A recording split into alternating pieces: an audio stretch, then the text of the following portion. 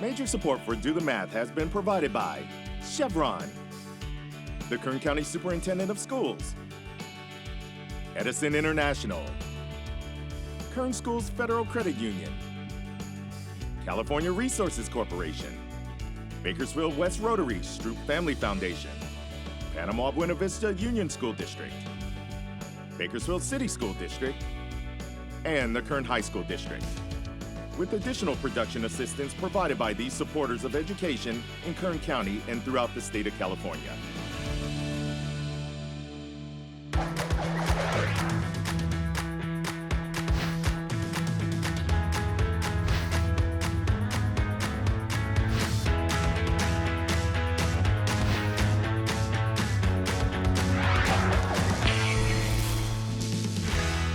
Hey, good afternoon. A little math in the real world, one of the favorite parts of the show. We really like to see how math really happens in the real world. And so today we are here live at LAV, Pinnacle Engineering, and Matt Vovilla, thanks so much for being with us. You're welcome. I appreciate your time. You're welcome. Can you tell us a little bit about what you do, what your company does, and kind of how you got involved? Well, we're pretty much civil engineering generalists, and we do a variety of work, and that's what we enjoy about it.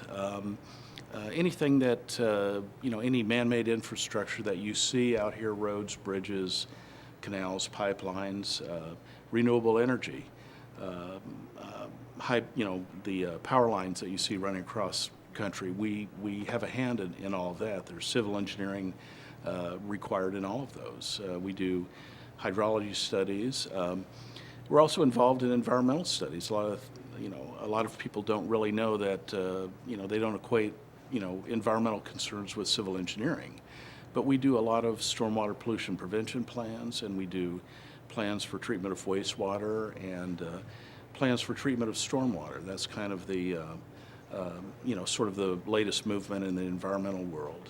Right. So many areas that you're involved in. Yeah. So every part of the infrastructure that we see of a city or town has some civil engineering behind it. And so there's a big call for what you do. Airports, high-speed rail, canals, ports, all of that requires civil engineering. Right. So it's a huge field. Wastewater treatment plant, it's not the most glamorous component of what we do, but, that's a part of it as well. Right, and we all appreciate that. Thank you very much for taking care of the wastewater. That's a good thing. Yeah. So tell us a little bit about your specific business. Do you work with public entities, or are you a private business? Do you do private contracts? How does that all work? We've worked both with municipalities and the private sector. Being a small company, I would say the majority of our work is in the private sector. But also municipalities, they have, the trend is to farm out engineering because it's too costly for small municipalities to maintain a full engineering staff full time. So they'll farm out civil engineering projects to the private sector. But we also work for private developers, and as part of any development project, we have to do infrastructure improvements, which are ultimately dedicated to the city or the county or whatever municipality it is. Right. So you have to have obviously background in math and obviously a background in some amazing sciences and whatever else, but maybe even some law as well, right? Because you have to know what rules and regulations are going to affect the project that you're working on. We do. I mean, some of our work involves the Clean Water Act, the National Pollution Discharge Elimination System program. We're not attorneys, of course, but we need to know, there's a lot of permitting.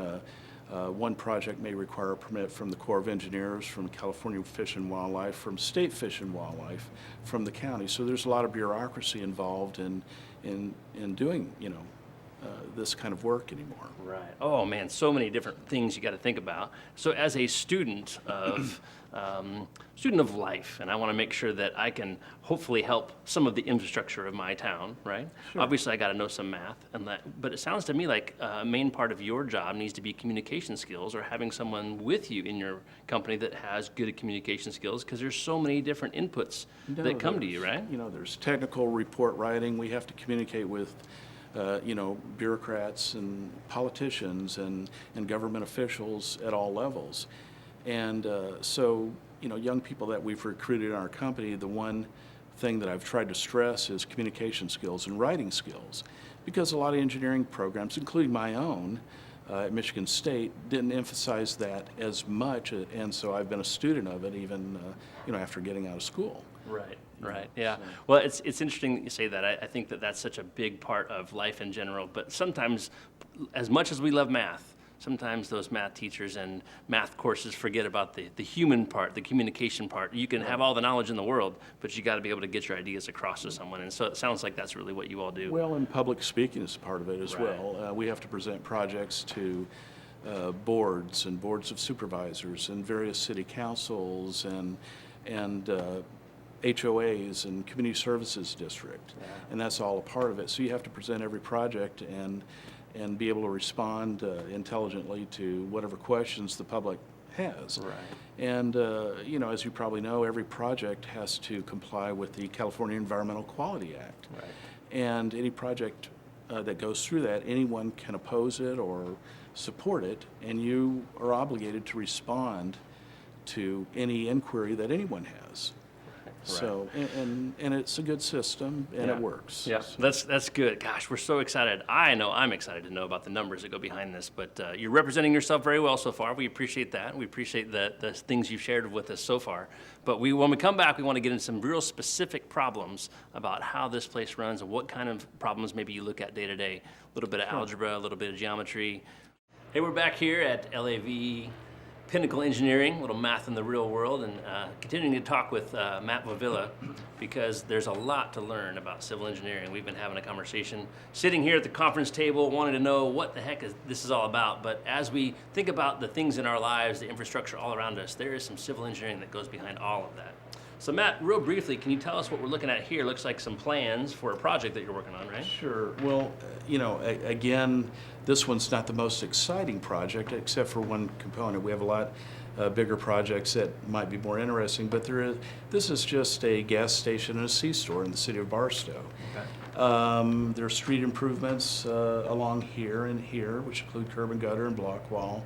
But one interesting component of this is that all the stormwater is captured and treated on site. As we talked about, stormwater runoff from, and this is rainwater hitting pavement and parking lots, and it's, for lack of a better word, it's become just as dirty as the wastewater that comes from your garbage disposal and your shower and your toilet.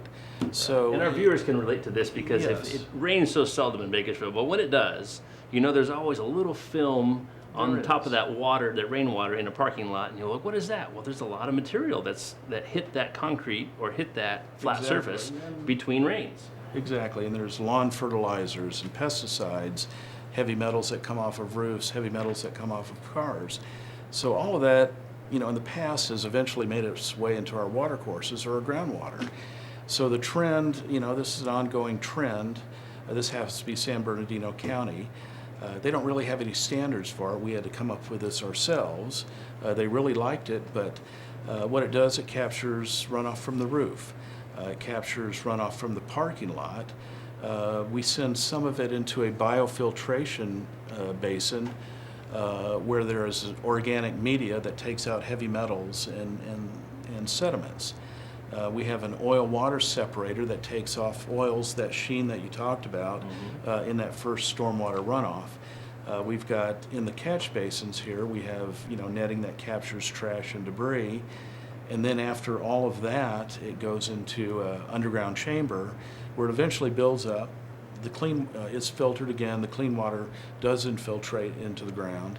And then any negative constituents are captured and ultimately taken to a landfill. But at least it's not getting into our water courses. Right. And I love the proactive part about what you're talking about here, because there are no specific regulations, but you're being proactive and saying there should be, and even if there's not, we're going to go ahead and make a self-contained project here, right? There are regulations, but as far as engineering design manuals, that is still in its infancy. In other words, at this location, use an oil-water separator or something like that. Those don't really exist yet. So we've been a student of that in the last year or two, and but the county's really liked our plan and is using that sort of as a template for future projects. So. Good deal. All right, so let's look at some specifics here. I really like this problem that we looked at as you were talking about widening the road, and of course you have to think about the angles of the material that you're using to make sure all the water goes to a specific place. Obviously, we all recognize this as just a regular old curb in the neighborhood, right? And so the rainwater runs from the middle of the street to the curb and then goes from there. There's an angle where the water gets a chance to run to the sewer area, right? But this obviously takes some specific material and a specific amount of material. So tell us a little bit about this problem. We're looking here at a cross section of this curb, right? And you broke it down into some real specific geometric shapes, and I think that's a great way to approach the problem here. So what do you look at first when you're looking at a project like this? Well, as engineers and even contractors, we have to do material takeoffs to determine ultimately the cost of the project. Contractors need to know how to bid it. We need to be able to tell the owner or the municipality how much this is going to cost. So we have to determine in this one little instance how much concrete we may have to use. So usually these are unusual shapes, but what we do, we break it down into geometric shapes that we're used to calculating. And so the volume, as you know, of anything is really its cross-sectional area. This would be like a slice taken of this curb and gutter right there, and that's what basically the dimensions. And then with knowing the length, we can determine the total volume required so that the contractor can order a curb and gutter, and we can determine with bid history what this component is going to cost. And of course, you add up all the other components, and that's the total cost for your whole project. And adding in, we talked a little bit earlier about adding in a little bit of waste, right? And maybe some other components, but there's lots to look at here specifically. You have some real specific measurements here. You have some measurements even as far as the length of what you're doing here. But obviously, you as the engineer need to know about that, but also, like you say, the contractor needs to know that as well, so they know how much material to order. So, and the contractor typically checks our numbers, and we welcome that, because if we're human, we make mistakes every now and then, but we try not to. But if we get something a little bit different, it raises a flag. So. All right, we still want to learn more about this. We got some more problems to do. We want to know a little bit more about the future of your area of expertise. Hey, we're back here at LAV Pinnacle Engineering. We've had a wonderful conversation so far about the general area of civil engineering, but also some real specifics. We got all kinds of problems. We looked at a geometry problem. We were blessed to have some more problems. Even algebra, trigonometry got me pretty fired up. But I know there's lots of specifics we've been looking at in the studio as far as specific math problems. What we really want to know is tell us a little bit about the future of this specific area that you work in, civil engineering. Where is it going from here? What's the outlook for young people as far as getting involved in it? Well, I think the future is pretty good. Right now we can't find enough qualified people. And years ago, maybe a decade ago, when the bottom sort of fell out of the real estate market, a lot of people got out of it and went and did other things. So right now we're always looking for qualified people, and sometimes new building, slows down, but there's maintenance and rehabilitation projects that are always ongoing. A big chunk of our work is school rehabilitations, bringing them up to current codes and ADA standards, and as you know, they're trying to get as much bang out of their buck with limited budget. All municipalities are. I think the future's good. We're always going to need our water systems and our sewer systems and all of that.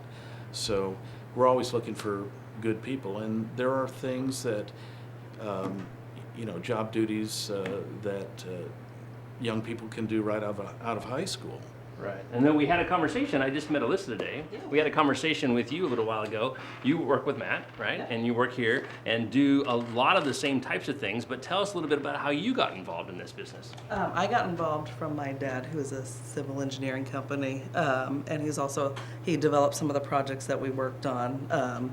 So I got involved working for Matt. And how old were you? Can I ask? 17. You were 17? You were in high school? I was a senior. Yeah. Yep. So I started off. I had 5 years of math in high school, so okay. I had a little bit of that, and then from there I just learned drafting. I draft plans, and then learning how to do calculations for hydrology, traffic, anything that we needed in the office. I learned how to do it. So, Right, so you started right away when Yeah. you were in school still. Yes. And the math, Yeah. tell us honestly, Yeah. did the math help? Did the math help you out? Yeah, it helps you understand. Yes, it definitely. And then you could pinpoint if you see something that you think is wrong, like he said earlier, that you're doing running computer programs that do stuff that you don't have to do by hand, but you can kind of say, hey, this doesn't work, this doesn't look right. So it does help. So maybe one of the things that you would suggest to a student, just like I suggest to my students, we want to do some estimation, right, Yes, in our heads. yes. When you're looking at a problem, does the answer make sense at the end? Right, exactly. Should this be 5 or 500? Right, This right. doesn't make sense. So we see it all the time, every day. We see stuff like that. So yeah, I learned from, and now, yeah, do all kinds of stuff. So neat. So obviously we're going to take some math. We're going to hopefully be able to take some courses in communication, right? We want to be able to obviously have some engineering courses as well. Anything else that either one of you would suggest for young people as they move forward and want to do something with engineering in general, but maybe even more specifically civil engineering? Well, in addition to the math, I would take all the physics classes. All right. Because all structural engineering is related to physics. Chemistry. Yeah. Take the chemistry courses. The wastewater treatment all requires chemistry. Right. And I'm still defaulting to books that I used in, freshman year of college, and I still have them. So, and any science is good. So, just make good grades in every class you take. And, Wonderful advice. We love it. don't forego a challenge. I've failed classes. I've been too busy trying to work and go to college at the same time, and I've failed a calculus course. Of course, I took it again and did well. Right. And would you So- concur with one of the ideas that I try to get across to my students as well, which is that you can learn from a book and learn how to do things the right way by practicing problems, but maybe you learn even more by making mistakes and learning from those mistakes? No, I would agree with that. Yeah. Every project that we do, we go back and kind of reevaluate it. Did we do everything the best way? Could we have done something better? Right. And can we improve upon it the next time? That's every project. Yeah. So, and we'll get in the car and take a drive and go look at a project that we did, and we'll talk about it. We frequently have lunch and learn, in-house just to help develop staff and cross-train. So, Sure. no, we're all human. We make mistakes. But the thing is, when our plans go out the door, we can't have a mistake on it. Right. We don't get the luxury of getting a B on a project. We have to get A's on all of them. Otherwise, there's, liabilities and construction issues and things like that. And when you get those A's, it sounds so rewarding. You can actually go back and see what you've done. You can see the Yes. product that you've made. We're so grateful for the time that you spent with us today. We want to make sure that you get the infamous or the famous do the math tile, right? Maybe this will be All part of right. your next project. So thanks so much for your time. You're welcome. Really appreciate You're welcome. it. Thanks. Learned a ton, and as I'm sure we could talk for another couple hours about all this stuff because there's just civil engineering everywhere amongst all the infrastructure that we have all around us.